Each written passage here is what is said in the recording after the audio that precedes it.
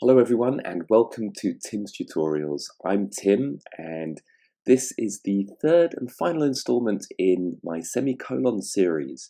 Semicolons are a really good way to improve the quality of your writing. They make your writing look more advanced, more sophisticated, and they will help you to get maximum points for spelling, punctuation and grammar.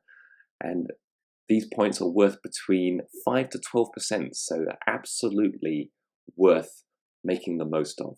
So in this video, we are going to have these three objectives. We're going to look at more examples of semicolons in use. We're going to compare semicolons with commas in sentences, and we're going to compare conjunctive adverbs with conjunctions in sentences. So basically, we're going to really reinforce what we did in the previous two videos. First one was to introduce what semicolons are, what they do and how to use them. Second one was to avoid errors and how semicolons can help you to do that. And in this one, we're going to really show you some more examples of semicolons in sentences with lots of different conjunctive adverbs and show you basically just how to use them, how you can feel more comfortable and confident using them. Okay, so as in the first video, we're going to follow the same pattern. So we're going to look at these three categories in turn: cause and effect, making a contrast, and adding information. So cause and effect first. So as you can see at the top, we've got four different words. We've got therefore, hence, consequently, and as a result. So these are conjunctive adverbs, and the last one is a transitional phrase, as a result. But they basically all mean the same thing, but they come after a semicolon, as you can see, and they all mean the same as so, which would have to come after a comma. So first example, alcohol can delay your reaction time, semicolon, therefore you should never drink and drive. And that means exactly the same as so after a comma underneath, almost identical sentence, but therefore after the semicolon. And you'll notice I haven't put a comma after therefore because I wouldn't pause if I was reading this out loud. Okay, second example, hence. So you may not use this word so often in your writing, but it has the same meaning as therefore. So first example, the company lost a great deal of money, semicolon, hence the CEO was asked to resign. So you could use therefore in that sentence. Again, means the same as so underneath, but I've added a third sentence at the bottom.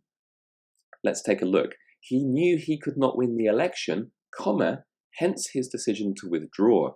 Now, can you see why in this sentence, hence cannot follow a semicolon? It must be a comma. The reason is that the second part of that sentence is not independent. His decision to withdraw could not be a separate sentence on its own. So that's why we have just the comma and hence. Okay, just make a mental note of that. Right, on to the next example. Consequently, which means exactly the same as a result. So you could use as a result in this example. And this is from the book Strange Case of Dr. Jekyll and Mr. Hyde by Robert Louis Stevenson, of course. Dr. Jekyll became addicted to the character of Hyde. Consequently, Hyde increasingly took over and destroyed him. Okay, so very straightforward. So you could just use as a result after that semicolon as well. Right, so that's it for cause and effect. On to the second category, making a contrast. So this time, as the same pattern, you can see four conjunctive adverbs and a transitional phrase on the other hand at the top, following a semicolon and with a comma afterwards, because for me, I would pause after saying these words, and they mean the same as but and while, which of course follow a comma. So you were right about several things, however, you made a few errors. Can you hear I pause slightly after however? So it means exactly the same as but underneath. Next is nevertheless, which has the same meaning as however, but it is more emphatic. It puts more emphasis on the second part of the sentence. Rufus had been living in the village for over a decade. Nevertheless, the villagers still considered him an outsider. Okay, so underneath again, just same sentence but with comma and but. And okay, so next we have on the other hand, which is the same as in contrast, and we're going to look at in contrast a bit later. So this will be the last example for making a contrast. So this time we're comparing, or contrasting I should say, two poems, Remains and Exposure. Remains has a faster paced rhythm. On the other hand, Exposure has a more measured pace, reflecting how the soldiers are waiting. Okay, so we're showing the differences between the two poems, and you'll notice that the first part of that sentence is quite short, and that's fine. You don't have to have either half of the sentence being the same length or balanced length. You can have the first part before the semicolon being very short and the second part longer, or the first part longer and the second part shorter. In fact, it's often the case that the second part is shorter, but it doesn't really matter. In fact, it doesn't matter at all. And underneath you can see it says the same sentence but with while. While has the same meaning as on the other hand. While has another meaning at the same time, but in this case it's on the other hand. Okay, so I think that's it for making contrast. As I say, we'll look at in contrast a little bit later. So now we're going on to adding information. So again, we've got the four conjunctive adverbs and the transitional phrase, more importantly. So four in total, and they all have the same meaning as and. And again, you can see they all follow the semicolon with a comma after them, except for and, which is after a comma. So I haven't done in addition because I actually did that in the first video. So I thought we'd focus on furthermore, which is more formal than in addition. And the next one, moreover, is actually more formal than furthermore. So that's in order of formality. So formal, more formal, most formal. So eating well is important for your good health, semicolon, furthermore, comma, it helps make you more attractive. All right, so very straightforward, has the same meaning as and. And with moreover, let's look at this. The cameras will deter potential criminals, talking about surveillance cameras, of course. Moreover, comma, they will help police a great deal when a crime is actually committed. Now, I read somewhere, I can't remember where it was, but the word moreover is used to introduce a slightly more important point. So in other words, the second part of the sentence is slightly more important than the first. So I can't remember where I read that, and you may disagree. You may think that moreover is simply just adding more information. So it's not really that important. I just thought I'd mention it.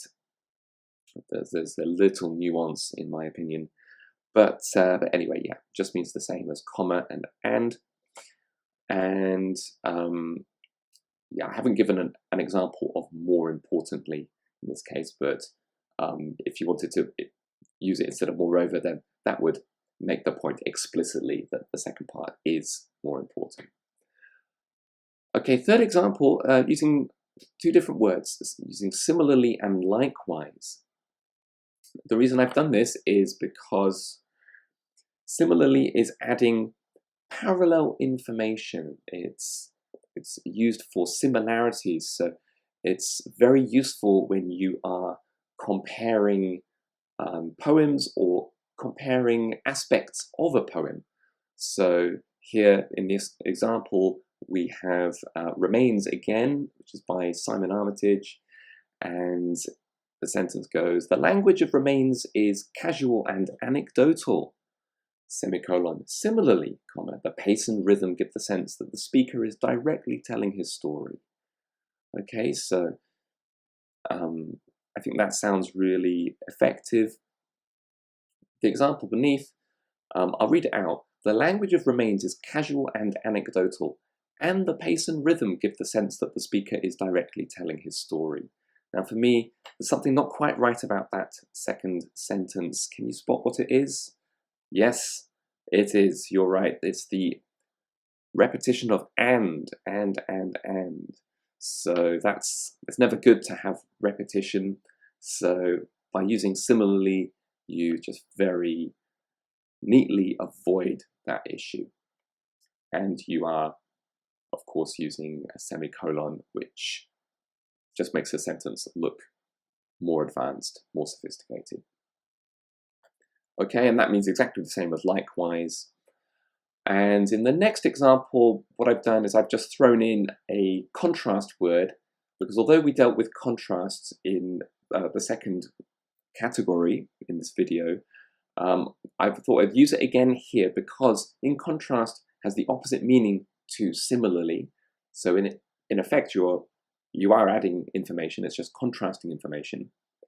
And we'll see the example. This is Exposure, again, poem by Wilfred Owen. And the sentence goes, exposure exposes the brutalities of war.